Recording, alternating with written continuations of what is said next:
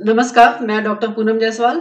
आज हम ब्रायोफाइटा के 10वें पार्ट में एंथोसिरोस के रिप्रोडक्शन के बारे में पढ़ेंगे। मुख्य रूप से वेजिटेटिव रिप्रोडक्शन कैसे होता है, मेल एंड फीमेल गैमेटोफाइट का क्या स्ट्रक्चर होता है और इसमें मेल एंड फीमेल गैमेट्स कैसे बनते हैं। आइए शुरू करते हैं। सबसे पहले वेजिटेटिव रिप्रोडक्शन कैसे होता है। वेजिटेटिव रिप्रोडक्शन की जो प्रक्रिया है उसके कुछ प्रोसेस हैं, जैसे कि पहला, death and decay of the older portion of the thallus. जो पुराने थैलस के पार्ट होते हैं वो धीरे धीरे डिके हो जाते हैं। इस प्रक्रिया को फ्रैगमेंटेशन भी कहते हैं। इसमें फ्रेगमेंटेशन मतलब विखंडित हो जाना, टूट जाना। तो जो थैलस का जो लोब है वो डिटैच हो जाता है, टूट के अलग हो जाता है, वो एपिकल ग्रोथ के द्वारा एक नया थैलस बना लेता है। दूसरी प्रक्रिया है बायोट्यूबर्स। ये प्रक्रिया होती है जब जो कंडीशंस हैं, एनवायरनमेंट है उसके सराउंडिंग का, वो अनफेवरेबल हो जाता है, मतलब कि ड्राई हो जाती है, प्रोलॉन्ग बहुत लंबे समय तक ड्रॉट रहता है, वहां पर सूखा रहता है। तो जो मार्जिनल टिश्यू है थैलस के, वो हार्ड हो जाते हैं, मोटे हो जाते हैं और एक तरह से पेरिनेटिंग ट्यूबर्स बनाते हैं। आप इस चित्र में देख सकते हैं जो किनारे के टिश्यू है, ये डार्क कलर के ये ट्यूबर्स बने हुए हैं यहाँ पर। ये जो ट्यूबर्स होते हैं वो 2 से 3 लेयर ये कॉर्की हाइलाइन सेल्स होते हैं, उनकी आउटर कवरिंग बनाती हैं। और उसके जो अंदर का टिश्यू होता है, जो इनक्लोज करती है ये टिश्यू, उसमें oil globules, starch grains and aleurone granules इकट्ठे रहते हैं अंदर। और जब सीजन फेवरेबल हो जाता है तो ये जर्मिनेट होकर नया थैलस बनाता है। थर्ड प्रोसेस इज बाई गेमा। जैसे कि हिपैटिकोप्साइडा में आपने देखा था, उस तरह से कुछ स्पीशीज में गेमा बनते हैं, जैसे एंथोसिरोस ग्रैन्युलोसस, एंथोसिरोस प्रोपेगुलिफेरस। इस तरह से बहुत सारे मल्टी सेलुलर स्टॉक्ड गेमा बन जाते हैं इनमें। और ये गेमा जो बनते हैं, जो डॉर्सल सरफेस के मार्जिन की तरफ बनते हैं, और ये बाद में अलग होकर नया थैलस बनाते हैं। इनमें गेम्यूल्स प्रेजेंट होते हैं, गेम्यूल्स एक्चुअली जर्मिनेट होकर नया थैलस बनाते हैं। चौथा है पर्सिस्टेंट ग्रोइंग एपिसिस। इसमें क्या होता है, जो पूरा थैलस होता है, इसके कुछ एग्जांपल हैं, जैसे एंथोसिरोस पियर्सोनाई एंड एंथोसिरोस फ्यूजिफॉर्मिस। जो पूरा थैलस होता है वो तो ड्राई हो जाता है, लेकिन जो ग्रोइंग पॉइंट होता है उसका वो रह जाता है। और ये जो ग्रोइंग पॉइंट होते हैं वो कुछ समय के लिए फेवरेबल सीजन को विदस्टैंड कर सकते हैं, उसको सहन कर सकते हैं, ये सॉइल में रह जाते हैं। और बाद के सीजन में, जब सीजन फेवरेबल होता है, तो ये एपिकल ग्रोथ के द्वारा नया थैलस बनाते हैं। Actually this is not a mode of reproduction, ये एक तरह से पेरिनेशन का एक प्रोसेस है। Fifth method is by apospory. Apospory मतलब होता है वेजिटेटिव थैलस के कुछ हिस्से, कुछ सेल्स ऐसे होते हैं, जैसे कि unspecialized cells of many parts of the sporogonium. Intercalary meristem के जो जोन होते हैं वहां पर, या फिर सब एपिडर्मल या फिर स्पोरोजिनस रीजन के, कैप्सूल के स्पोरोजिनस रीजन के जो कुछ सेल्स होते हैं जो वेजिटेटिव होते हैं, वो बाद में गैमेटोफिटिक थैलस बना सकते हैं। नेक्स्ट इज सेक्सुअल रिप्रोडक्शन कैसे होता है।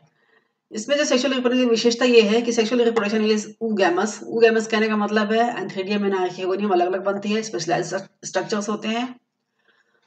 एंथोसिरोस जो होता है वो मोनोशियस भी हो सकता है, जिसको होमोथाइलिक कहते हैं। उसके एग्जांपल है एंथोसिरोस फ्यूजिफॉर्मिस एंड एंथोसिरोस गोलेनाई। कुछ थैलस डायशियस भी होते हैं, मतलब अलग अलग पाए जाते हैं, मेल एंड फीमेल, इसको हेटेरोथैलिक भी कहते हैं। उसके एग्जांपल है एंथोसिरोस हिमालयंसिस एंड एंथोसिरोस इरेक्टस। जो मोनोशियस स्पीशीज होते हैं वो यूजुअली प्रोटेंडस होते हैं। प्रोटेंडस करने का मतलब है कि जो एंथ्रीडिया होती है वो आर्किगोनियम से पहले मेच्योर हो चुकी होती है। Male and female sex organs कहाँ बनते हैं? On the dorsal surface of the thallus. Apical growing apical region है उसके ठीक पीछे की तरफ थैलस के डॉर्सल रीजन में बनती है। जो मेल गैमेट बियरिंग स्ट्रक्चर होता है उसको एंथ्रीडियम कहते हैं, ये आपने पूरे बायोफाइटा में यही देखा होगा। और जो फीमेल गैमेट बियरिंग स्ट्रक्चर होता है उसको आर्किगोनियम कहते हैं। चूंकि ये थैलस में एम्बेडेड होते हैं इसलिए हमें दिखाई नहीं देते ऊपर से। अब हम उसका जब वर्टिकल ट्रांसफर सेक्शन काटते हैं तो हमें वो एम्बेडेड, मतलब कि थैलस के अंदर धंसे हुए दिखाई देते हैं। ये कैसे होते हैं वो यहाँ पर आप देख सकते हैं। एंथ्रीडियम कैसा होता है? एंथ्रीडियम है डेवलप्स सिंगली, या तो अकेला बनता है या फिर ग्रुप में बनता है। और ये होते हैं एंथ्रीडियल चैम्बर्स के अंदर। ये एंथ्रीडियल चैम्बर्स जो होते हैं वो डॉर्सल सरफेस पे पाए जाते हैं। एक एंथ्रीडियल चैम्बर में 1 से 25 तक एंथ्रीडिया हो सकती है। जब मैच्योर एंथ्रीडियम होती है वो स्टॉक के द्वारा एंथ्रीडियल चैम्बर में जुड़ी हुई होती है। यहाँ पर आप देख सकते हैं एक एंथ्रीडियल चैम्बर प्रेजेंट है चित्र में। This is antheridial chamber. उसमें 3 एंथ्रीडियम दिखाई गई है, this is antheridium, body of the antheridium, और यहाँ पर ये स्टॉक के द्वारा एंथ्रीडियल चैम्बर से जुड़ी हुई है। स्टॉक जो होता है किसी किसी में सिलेंडर होता है, composed of 4 cell, 4 row cell के बने होते हैं, जैसे कि इरेक्टस, एंथोसिरोस इरेक्टस। लेकिन कभी कभी ये मैसिव भी हो सकता है, मतलब बहुत ज्यादा सेल का मल्टी सेलुलर भी हो सकता है, जैसे एंथोसिरोस लेवाइस। इसके इंटरनल स्ट्रक्चर में क्या होता है, एक जैकेट लेयर प्रेजेंट होती है बाहर की तरफ, उसके अंदर mass of sporogenous cells present होते हैं। जैकेट इज स्टेराइल और स्पोरोजिनस सेल है वो आगे जाकर एंथेरोजोइट्स बनाता है। और single layered sterile jacket cell present होती है जिसके अंदर मास ऑफ स्पोरोजिनस सेल्स होती हैं। ये स्पोरोजिनस सेल्स बाद में एंड्रोजाइट्स एंड्रोसाइट्स, और ये एंड्रोसाइट्स होते हैं वो बाद में मेटामॉर्फोसिस होके एंथेरोजोइट्स बनाते हैं। किसी किसी स्पीशीज में जैसे एंथोसिरोस पुंक्टेटस एंड एंथोसिरोस इरेक्टस, जो जैकेट लेयर होती है वो 4 टीयर्स ऑफ सेल्स के बनी हुई होती है, सिंगल लेयर नहीं होती। यूजुअली तो आपने यहाँ देखा था सेकंड पॉइंट में सिंगल लेयर, बट इरेक्टस में ये 4 रो की बनी होती है। एंथोसिरोस लेवाइस एंड एंथोसिरोस हिमालयंसिस में जो जैकेट लेयर होती है वो उस मल्टी लेयर्ड होती है, कई रो की बनी हुई होती है, और इसके जो सेल्स होते हैं यूजुअली स्मॉलर होते हैं और लेस रेगुलरली अरेंज्ड होते हैं। यहाँ आप चित्र में देख सकते हैं, this is antheridial chamber, this is stalk present है, ये एंथेरियल चैम्बर का रूफ प्रेजेंट है। एंथेरियम के अंदर antheridial androcytes mother cell present है, इसको एंडोगोनियल सेल्स भी कहते हैं। ये होता है डेवलप्ड सेकंड बी में, चित्र बी में ये फुली डेवलप्ड एंड्रोसाइट्स हैं जो कि लिबरेट हो चुके होते हैं, और जब वो लिबरेट होते हैं तो रूफ जो होती है इसकी एंथेरियल चैम्बर की वो ब्रोक हो जाती है, दिस इज ब्रोकन रूफ। अब है ये गैमेट्स बनते कैसे हैं। ये जो मेल गैमेट्स बनते हैं ये develop from a single superficial cell, एक ही सुपरफिशियल सेल से बनते हैं जो डॉर्सली अरेंज्ड होता है, डॉर्सली प्रेजेंट होता है, और पहला जो डिवीजन है वो पेरिकाइनल होता है अकॉर्डिंग टू द सरफेस, और जिससे कि एक रूफ इनिशियल बनती है बाहर की तरफ और अंदर की तरफ एंथेरियल इनिशियल बनती है। आप ये चीज चित्र में देखते जा सकते हैं, this is superficial cell, first division is this is superficial cell, first division is transverse जिसमें कि एक रूफ इनिशियल बनी है, this is roof initial and this is antheridial initial नीचे की तरफ। एंथेरियल इनिशियल जो है वो थोड़ी बड़ी है, रूफ इनिशियल थोड़ी पतली सेल है। इस तरह से एंथेरिडियम जो होती है this is endogenous in origin. Endogenous कहने का मतलब है कि यहाँ पर जो इनर सेल है डिवीजन के बाद वो एंथेरिडियम बनाता है, और ये हिपैटिकोप्साइडा से बिल्कुल उल्टा होता है।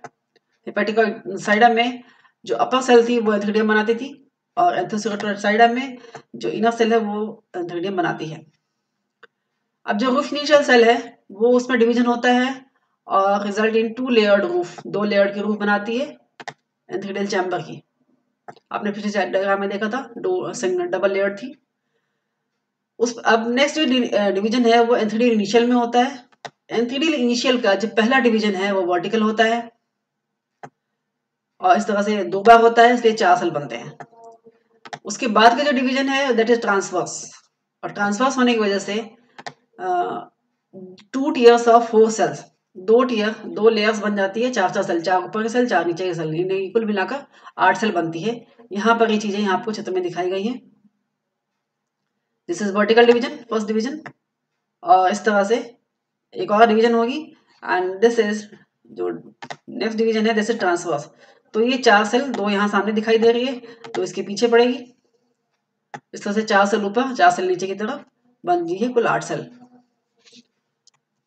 अब जो 4 सेल है लोअर टियर के जो 4 सेल्स होते हैं ये बनाते हैं स्टॉक सेल्स, स्टॉक सेल बनाते हैं, और ये बार बार डिवाइड होने के बाद मल्टी सेलुलर स्टॉक बनाते हैं एंथेरिडियम का।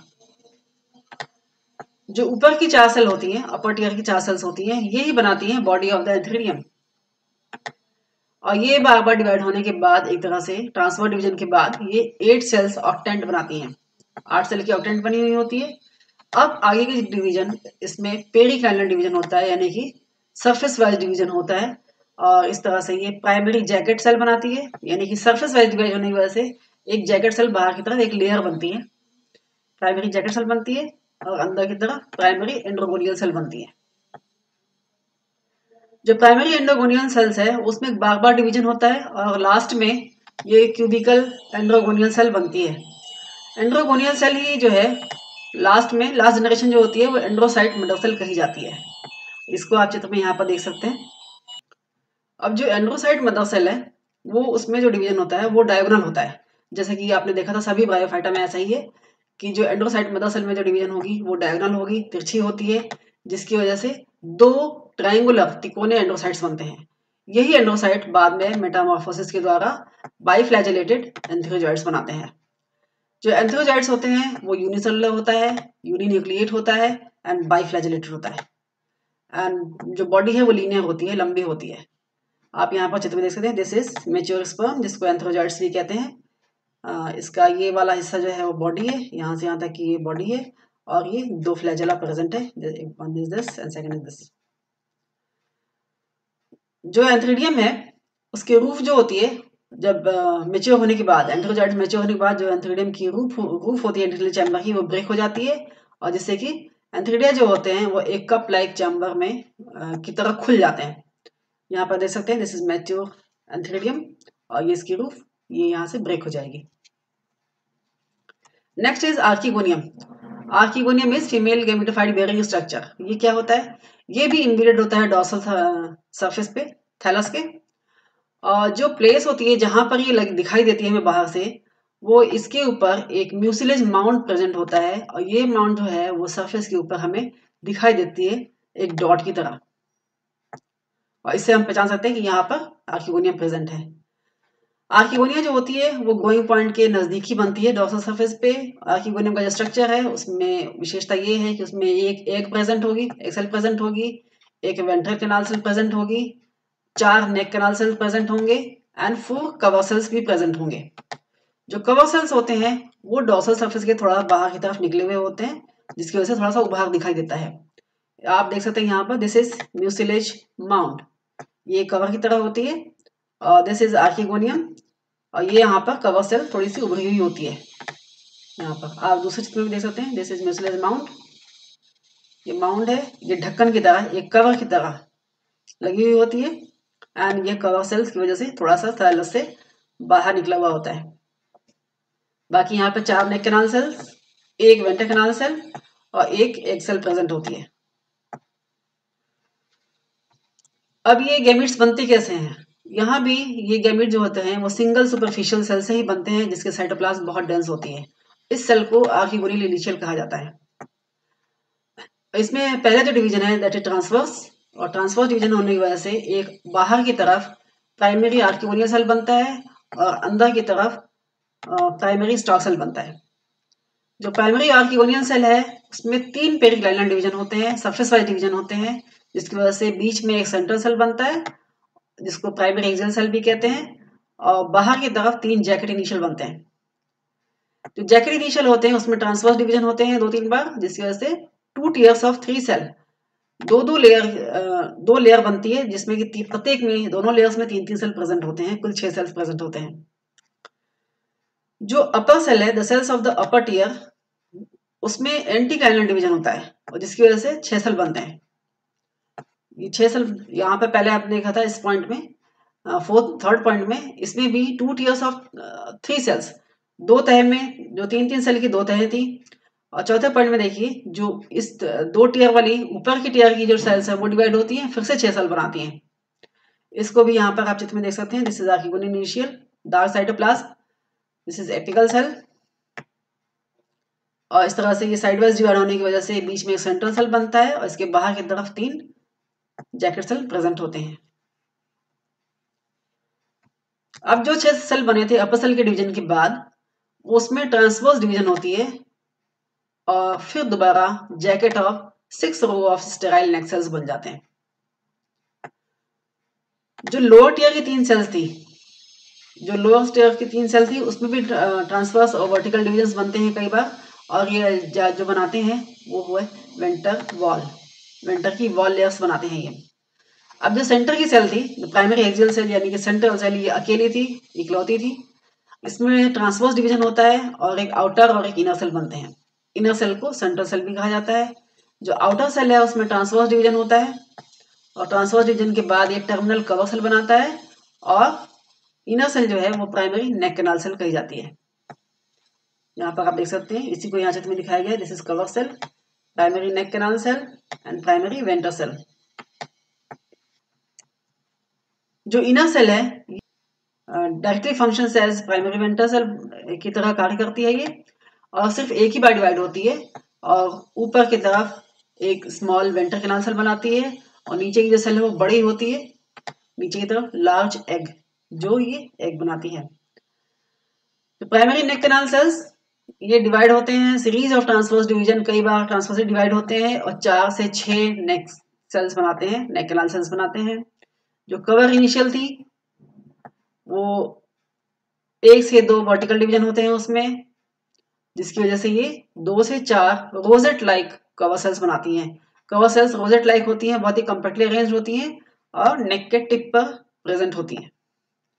इसको भी आप देख सकते हैं, दिस इज कवर सेल सबसे ऊपर की तरफ rosette like, this is neck canal cell, एक सिंगल वेंटर कैनाल सेल और सबसे बड़ी एक cell egg cell, this is female nucleus. इसके अंदर ये है फीमेल न्यूक्लियस। अब मैच्योर आर्किवोनियम कैसे दिखती है? जो मैच्योर आर्किवोनियम होती है उसमें जो नेक है that is composed of 6 vertical row of neck cells. 6 vertical row cell present होते हैं नेक सेल्स के और इसके अंदर इंक्लोज रहता है 4 से 6 नेक कैनाल सेल्स। तो ये जो 6 वर्टिकल रो सेल्स होती हैं ये बाहर की सेल्स हैं जो एक तरह से सुराही की नेक बनाती हैं और जो सुराही के अंदर वाला पार्ट है वो 4 से 6 नेक कैनाल सेल्स अंदर प्रेजेंट होती है। नीचे की तरफ लोअर स्वॉलन वेंटर प्रेजेंट होता है जिसमें एक लार्ज एग प्रेजेंट होगी एंड एक छोटी वेंटर कैनाल सेल प्रेजेंट होगी। यहाँ पर आप देख सकते हैं, this is venter canal cell and this is egg. उसके अंदर neck canal cells surrounded by neck cells, these are neck cells and ये है सबसे ऊपर कवर सेल्स। अब फर्टिलाइजेशन कैसे होता है? जो नेक कैनाल सेल्स है एंड वेंटर कैनाल सेल्स ये डिसइंटीग्रेट हो जाती है और एक तरह से डिसइंटीग्रेट टू फॉर्म म्यूसिलेज। ये म्यूसिलेज जैसा कंपाउंड बनाती है और ये जो म्यूसिलेज होता है ये आर्किवोनियम के टिप पर इकट्ठा हो जाता है। ये वाटर को एब्जॉर्ब करता है, इसकी वजह से ये फूल जाता है और ये आर्किगोनियम नेक से बाहर आ जाता है। जो कवर सेल होती है उसको पुश करके ये बाहर आ जाता है। अब कई सारे जो एंथेरोजाइट्स होते हैं एंथेरियल चैम्बर बर्स्ट होने के बाद जो एंथेरोजाइट्स फ्री हो जाते हैं और ये स्विम करते हुए आते हैं और इसी म्यूसिलेज में ये फंस जाते हैं, कॉट इन द म्यूसिलेज, और आर्किगोनियल नेक में एंटर करने के बाद, और ये एंटर कैसे करते हैं? Because of chemotactic response. ये कुछ केमिकल प्रेजेंट है म्यूसिलेज में, कीमोटैक्टिक रिस्पॉन्स के द्वारा ये नीचे ट्रेवल करते हुए नेक से होते हुए नीचे की तरफ पहुंचते हैं। साइड बाय साइड क्या होता है, एग जो है वो इनलार्ज जाती है और बड़ी एंड फिल द वेंटर, और पूरे वेंटर को फिल कर लेती है।